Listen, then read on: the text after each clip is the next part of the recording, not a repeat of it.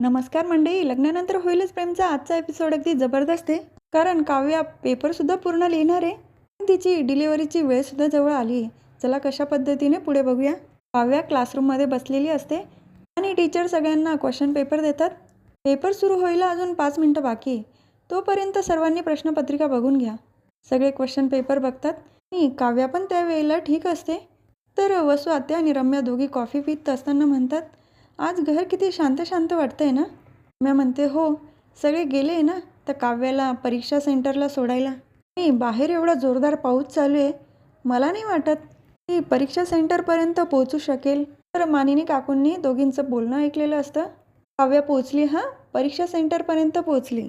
कारण आत्ताच पार्थचा फोन आला होता ना, म्हटलं सांगून द्यावं, कसं काळजी वाटत असेल ना तुम्हाला. आणि हो, कॉफी फक्त हातात धरून बसला आहेत, गार होईल पटकन पिऊन घ्या. असं आत्या म्हणतात, गार होईल मला शिकवते.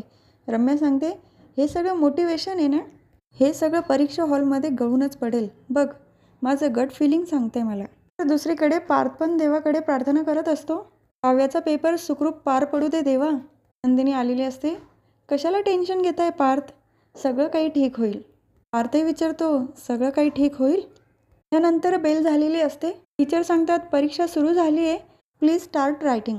तर पेपर लिहायला सुरुवात करणार त्याच वेळेला काव्याला सगळ्या गोष्टी आठवत असतात. नंदिनीने तिच्या हातामध्ये धागा कसा बांधला आणि तिचं मिसकॅरेज झालं.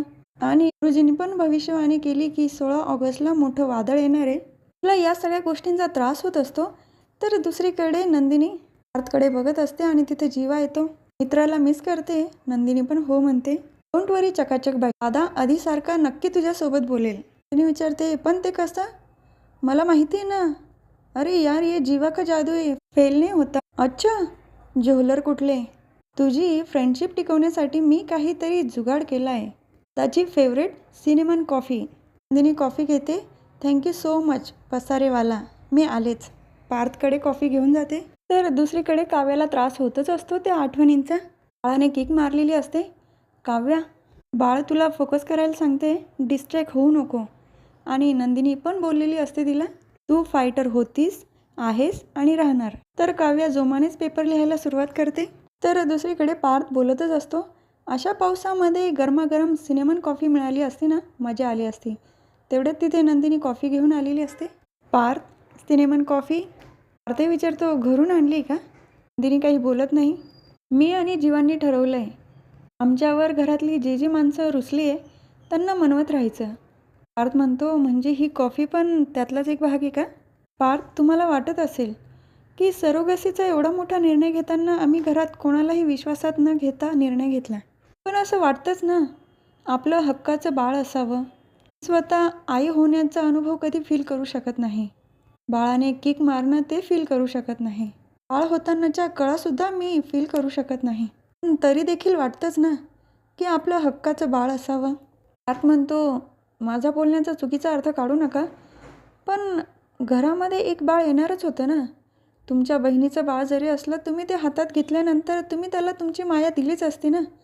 तुमची माया कमी झाली असती का. नंदिनी सांगते, अजिबात नाही. तरी पण आपल्या हक्काचं खाजगी असावं असं काहीतरी वाटतंच ना. ध्रुव बाळाला त्याच्या हक्काची जागा हवी होती, जी त्याच्यापासून कोणी हिरावून घेणार नाही. एका बाईसाठी तिचं बाळ अगदी तसंच असतं पार्थ. म्हणून हवं होतं हक्काचं बाळ. ती कितीही लळा लागला तरी दुसऱ्याचं द्यावंच लागतं ना. म्हणून हवं होतं एक हक्काचं बाळ. आत्ता नाही कळणार तुम्हाला, पण बाळाच्या बाबतीत जेही निर्णय घेतो ना, प्रत्येक आईवडिलांना वाटतं की आम्ही निर्णय घेतलेला तोच बरोबर आहे. अशा वेळेला स्वतःच्या आईवडिलांचं मतसुद्धा विचारात घेतलं जात नाही. तेव्हा बाकीच्यांची काय कथा. दुसऱ्यांच्या बागेतली फुलांचा सुगंध येता जाता घेणं आणि आपल्याच बागेतला फुलांचा बहर साजरा करणं फरक आहे ना. बाकी घाई का केली असं तुम्हाला वाटतं, पण एकासाठी ती घाई असेल, पण दुसऱ्यासाठी तो उशीर पण असू शकतो ना. पोटात बाळच नसतं तर ती गोष्ट वेगळी होती, पण पोटात बाळ असताना मी आणि जीवांनी काही स्वप्न बघितले होते. अगदी त्याचं बारसंसुद्धा करून टाकलं होतं. आणि त्यानंतरचा जो आम्हाला धक्का बसला की आमचं बाळच या जगात नाही, त्यातनं आम्ही लवकर सावरू शकलो नाही. पार्थ, 2 मोडलेल्या मनांची माणसं. सरोगशीच्या कुबड्यांनी निदान उभं तरी राहू शकतो पार्थ. नंदिनी, पार्थ दोघं पण इमोशनल झालेले असतात आणि हे नंदिनीचे डायलॉग इतके भारदस्त असतात ना प्रेक्षकांना, आपल्यासुद्धा डोळ्यात पाणी आल्याशिवाय राहत नाही. आत्ता काही गोष्टी नाही पटणार माझ्या, थोड्याच दिवसात स्वतःहून तुम्ही माझा मैत्रीचा हात धराल. तर पार्थ म्हणतो, थोडा फळा पुसून गेलाय. खूप नाही, पण थोडं बरं वाटतंय. तर नंदिनीच्या पण चेहऱ्यावर स्माईल असते आणि जीवा पण या दोघांचं बोलणं सगळं ऐकत असतो आणि तोही खुश होतो. तर हॉस्पिटलमध्ये विक्रम काकांनी पण सोनोग्राफीचे रिपोर्ट बघितलेले असतात. ते रिपोर्ट जेव्हा बघतात, बाळाचे फोटोज ते पाहिल्यानंतर विक्रम काका देखील खूप इमोशनल झालेले असतात. त्यांना जाणवतं की जीवा नंदिनीबरोबर ते काही वागले ते चुकीचं होतं. त्यानंतर जीवाला कॉल करतात. जीवा तर फोन बघून खूप खुश होतो. बाबांचा कॉल? हो बाबा, बोला ना. तेव्हा विक्रम काका म्हणतात, काही नाही, चुकून फोन लागला. जीवाच्या पण लक्षात येतं की नक्कीच काहीतरी आहे म्हणून. काही हरकत नाही बाबा, मी वाट बघेल. चुकून लागणारे फोन आवर्जून कधी लागतील, मी याची वाट बघेल. तर काव्या पेपर लिहित असते आणि पेपरला आता 1 तास बाकी असतो, तसं टीचरने सांगितलेलं राहतं. तेव्हाच थोडा त्रास व्हायला सुरुवात होते काव्याला. बाळा, फक्त आता पेपर सुटायला 1च तास राहिला आहे. थोडा वेळ थांब. शहाणं बाळ आहे ना माझं. काव्याला त्रास होत असतो तरी देखील ती पेपर लिहिते आणि बाहेर सगळे देवाजवळ प्रार्थना करत असतात की काव्याचा पेपर व्यवस्थित झाला पाहिजे. शिवाय म्हणतं, दादा डोंट वरी, पेपर छान जाईल काव्याला. पार्थ काही बोलत नाही, फक्त मान हलवतो. तर देशमुखांच्या घरी पण मानिनी काकू देवासमोर बसलेल्या असतात. काव्याचा पेपर छान झाला पाहिजे म्हणून प्रार्थना चालूच असते त्यांची देखील. तर एवढ्या सगळ्यांची प्रार्थना देवाला तर ऐकावी लागेलच.